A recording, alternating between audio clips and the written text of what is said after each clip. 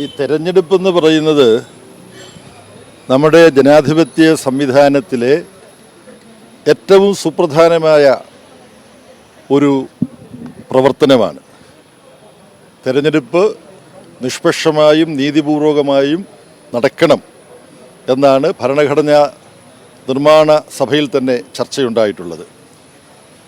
എന്നാൽ ഇപ്പം ഏറ്റവും വലിയ വിവാദമായി തീർന്നിരിക്കുന്നത് രണ്ടു കാര്യങ്ങളാണ്.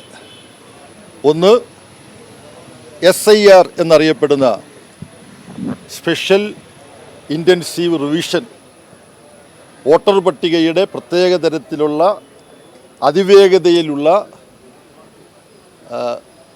ആ പുനർരൂപീകരണം, അതിൽ നിന്ന് പേരുകൾ കൂട്ടിച്ചേർക്കുകയും മാറ്റുകയും ഒക്കെ ചെയ്യാനുള്ള ബീഹാർ തെരഞ്ഞെടുപ്പിൻ്റെ പശ്ചാത്തലത്തിൽ ബീഹാറിലാണ് തെരഞ്ഞെടുപ്പ് കമ്മീഷൻ ഇതാദ്യമായി പ്രഖ്യാപിച്ചത്. ഇവിടെ ആദ്യമായി തെരഞ്ഞെടുപ്പ് കമ്മീഷനെതിരായിട്ട് ഞങ്ങൾക്ക് ഉന്നയിക്കാനുള്ള വിമർശനം, ഇത്തരമൊരു കാര്യം SIR പോലുള്ള ഒരു ഉത്തരവാദിത്വം തെരഞ്ഞെടുപ്പ് കമ്മീഷൻ ഏറ്റെടുക്കുന്നതിന് മുമ്പ് നമ്മുടെ രാജ്യത്തെ രാഷ്ട്രീയ പാർട്ടികളോട് ഒരു വട്ടം ചർച്ച ചെയ്യാൻ, ഞങ്ങളിത് ചെയ്യാൻ പോവുകയാണെന്ന് പറയാം, രാഷ്ട്രീയ പാർട്ടികൾ ഉന്നയിക്കുന്ന ചോദ്യങ്ങൾക്ക് മറുപടി പറയാം. അത് ചെയ്തിട്ടില്ല തെരഞ്ഞെടുപ്പ് കമ്മീഷൻ. എന്നാൽ രാഷ്ട്രീയ പാർട്ടികളുമായി പ്രത്യേകം ചർച്ച നടത്തി.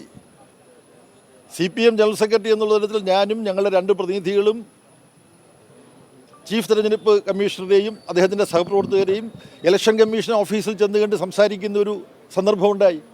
അപ്പോഴും ഞങ്ങളോട് പറഞ്ഞില്ലത് ഇങ്ങനൊരു കാര്യം ചെയ്യാൻ പോകുന്നു എന്നുള്ളത്. അതിന് പൊടുന്നനെ പത്രത്തിൽ നിന്ന് ഞങ്ങൾ അറിയുകയാണ്.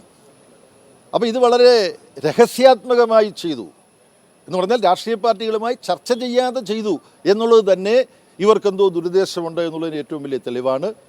ഇപ്പോൾ ഏറ്റവും ഒടുവിൽ തെരഞ്ഞെടുപ്പ് കമ്മീഷൻ്റെതായ ഒരു പ്രഖ്യാപനം വന്നിരിക്കുന്നു.